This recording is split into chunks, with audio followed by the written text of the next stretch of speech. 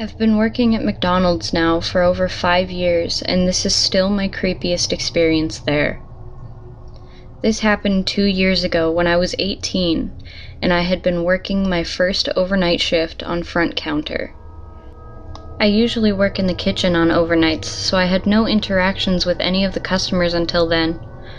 I was working from 10 p.m. until 6 a.m., which is a usual overnight shift for us. Around 3 a.m. I was making some fries when I noticed a man standing there and trying to take pictures with his cell phone of me and my other female coworker, Rebecca.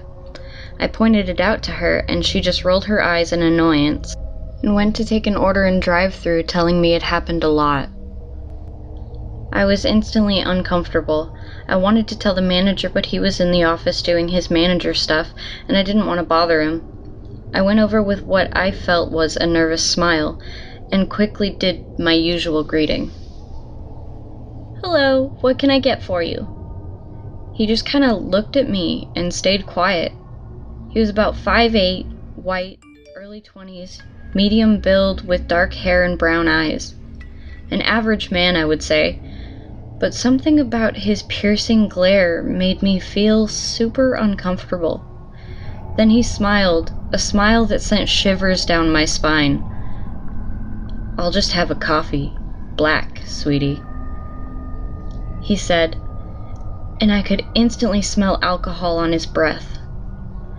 I nodded and told him the price before he pulled out a $5 bill and went to hand it to me, making sure our hands touched. I avoided his gaze and went to hand back his change when he winked at me and went to go wait for his coffee. I went to go make it as fast as I could, but, just my luck, we were out of coffee on both the front counter and the drive-thru, as we don't sell much through the night. I turned around and kept as little eye contact as I possibly could. "I'm sorry, I'm gonna have to brew you a fresh pot. Should only take about 3 minutes." "Don't worry, I don't mind. I have quite the view while I wait," he replied, shooting me a wink. I just smiled awkwardly and looked away.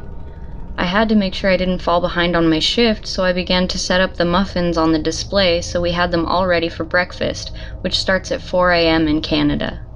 "So, Susan," I heard behind me, realizing it was the guy.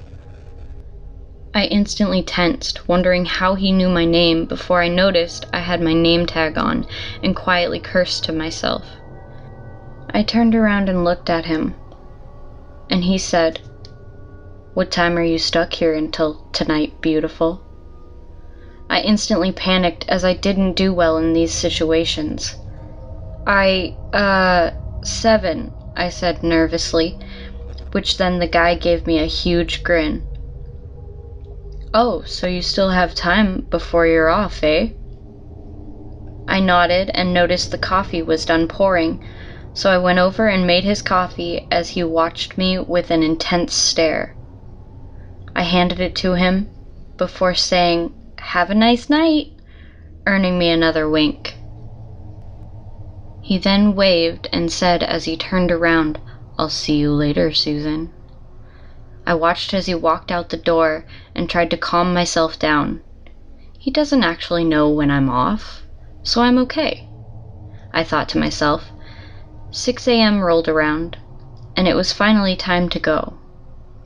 I still felt a little paranoid about the guy, but I knew it was now in the past. My coworker Chris was going to drop me off at home as we carpooled, so we got our stuff together and left. As we were heading to his car, I noticed a parked car with someone in it, and of course, it was the guy.